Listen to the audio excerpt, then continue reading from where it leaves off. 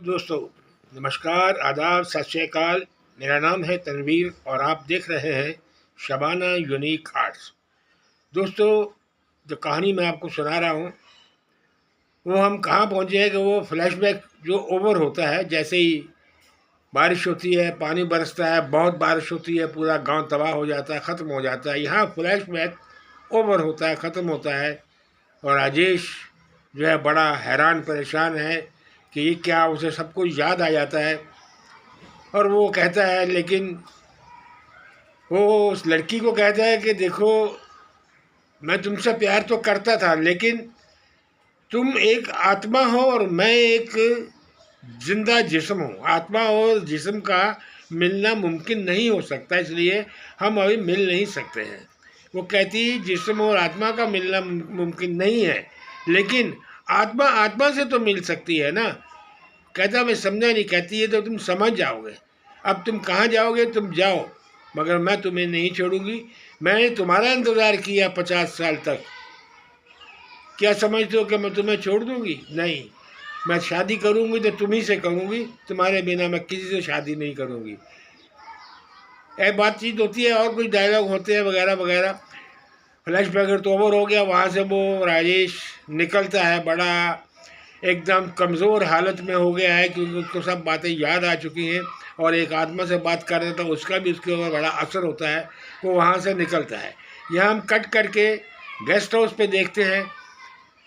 वो बिहारी की बेटी माधवी मंगलसूत्र अपने गले में डालती है। जैसे ही वो गले में डालती है और वैसा ही उस जो आईना है, जो ड्रेसिंग टेबल का आईना, उसके अंदर वही गांव वाली लड़की अपीयर करती है। उसकी आत्मा आती है और वो कहती है कि तुम क्या समझती हो कि तुम ये मंगलसूत्र पहन के मेरे राजेश की बीवी बन जाओगी? मैं ऐसा हरगिज़ नहीं होने दूंगी। राजेश भी कहता है कि आत्मा का और जिस्म का मिलन नहीं हो सकता, लेकिन मिलन आत्मा का आत्मा से तो हो सकता है ना। इतना कहते ही वो आईने में से निकल के सीधा उस माधवी के अंदर घुस जाती है। जब उसके अंदर घुस जाती है, इतने में हम देखते हैं कि राजेश एंट्री लेता है। जो वहाँ से निकल चुका था, अभी उसकी एंट्री हुई।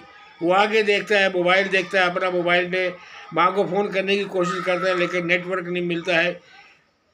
अब माधवी उसे कहती है, साहब क्या कर रहे हैं, क्या आप बार बार आप फ़ोन कर रहे हैं, किसको फ़ोन कर? वो कहता है कि मुझे बहुत अर्जेंट कॉल करना है, लेकिन यहाँ नेटवर्क नहीं मिल रहा। तो कहती है, कोई बात नहीं साहब, ऊपर चलो ना, उधर एक पहाड़ी भी है। तो कहती है, पहाड़ी ऊपर चलो, यहाँ कभी कभी नेटवर्क मिल जाता है। वो भी ये सोचता है शायद ऊपर जाके नेटवर्क मिल जाएगा। वो ऊपर जाता है, उसके साथ साथ में माधवी भी जाती है। जैसे ही ये लोग पहाड़ी की चोटी पर पहुँचते हैं, वहाँ माधवी उसे बड़ी मोहब्बत से कहती है, साहब देखो, चाँद कितना नज़दीक नज़र आ रहा है, हम इतना ऊपर आ गए कि चाँद हमारे नज़दीक हो गया है। वो कहता है, हाँ। और माधवी उस पहाड़ी की चोटी के नीचे देखती है, एक बड़ी खाई है जिसके अंदर कोई पानी है, और पानी में वो कहती है कि देखो, यहाँ राजेश को वो राजेश को कहती है कि इसके अंदर झांक के देखो, पानी में चांद नज़र आ रहा है, कितना खूबसूरत लग रहा है, वगैरह वगैरह को उसको इस तरह से बोलती है। अब वो थोड़ी बोल रही, अब तो वो आत्मा जो उसके अंदर घुसी हुई है, वो आत्मा बोल रही है। लेकिन इसको पता नहीं चलता है, अंकित है ये, इसको पता नहीं चलता है। ये झुक के देखने लगता है। जैसे ही ये पहाड़ी से झुक के उसमें पानी में देखता है, तो इसमें क्या नज़र आएगा। जब देखता है तो ये जो है माधवी इसे आहिस्ता से धक्का दे देती है और वो नीचे गिर जाता है। दोस्तों, वहाँ से उसकी आत्मा निकलती है, क्योंकि अंकित नीचे गिर गया, मर गया, उसकी आत्मा निकली। और ये जो गांव की लड़की है जिससे मोहब्बत किया करता था, उसकी आत्मा, दोनों एक दूसरे का हाथ पकड़ के चले जाते हैं। और माधवी से क्या हो गया, वो हक्की बक्की रहेगी, वो देखती ही रह जाती है। और एक आवाज़ आती है कि आत्मा का मिलन आत्मा से हो गया। ये इस कहानी का एंड है दोस्तों। अब मैं एक नई कहानी आपको सुनाना शुरू करूँगा। वो लव स्टोरी है, उसके लिए इंतज़ार कीजिए।